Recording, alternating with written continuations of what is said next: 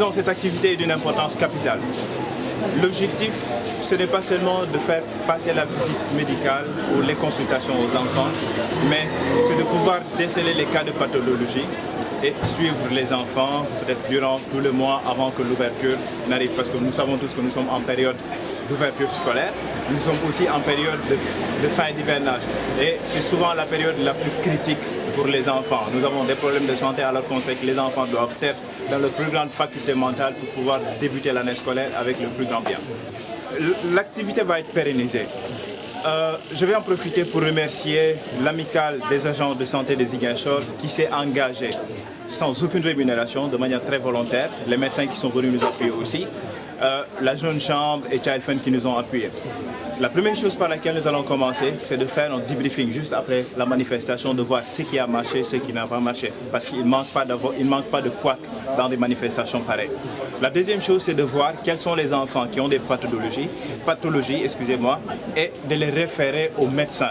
Donc d'ailleurs, nous avons commencé aujourd'hui. Il y a certains enfants qui n'avaient pas trouvé les médicaments qu'il fallait. Nous les avons référés, ils reviennent demain pour qu'ils puissent être suivis. Il y en a d'autres aussi qui seront vus par des médecins demain. Donc déjà, nous allons commencer. Nous avons des mobilisateurs communautaires sur le terrain qui sont responsables de ces enfants. Nous avons une mutuelle de santé aussi dans laquelle tous ces enfants sont inscrits.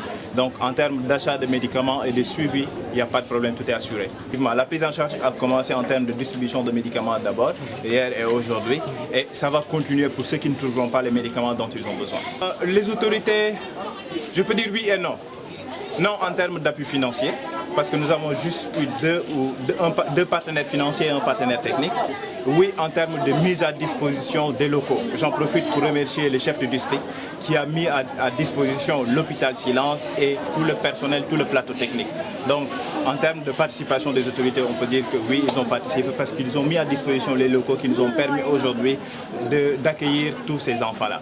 Et ce n'est pas seulement au niveau de Ziguinchor, mais à travers tout le département. Tous les postes de santé ont été mis à notre disposition. Exactement. Vous savez, pour la fédération d'Imbaya et Child Fund, c'est non seulement la santé, la confiance des enfants, leur éducation, les aspects nutritionnels, l'engagement des populations, le renforcement économique.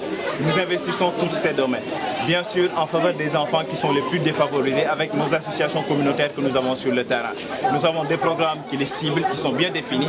Et ce qui est sûr, l'année dernière, nous avons, à cette période bien précise, nous avons inauguré le nouveau centre ECCD. Cette année-ci, nous parlons de consultation médicale. Attendez-vous dans les toutes prochaines semaines et dans les tout prochains mois à voir d'autres activités de la Fédération de Child Fund et de la Jeune Chambre. Merci beaucoup.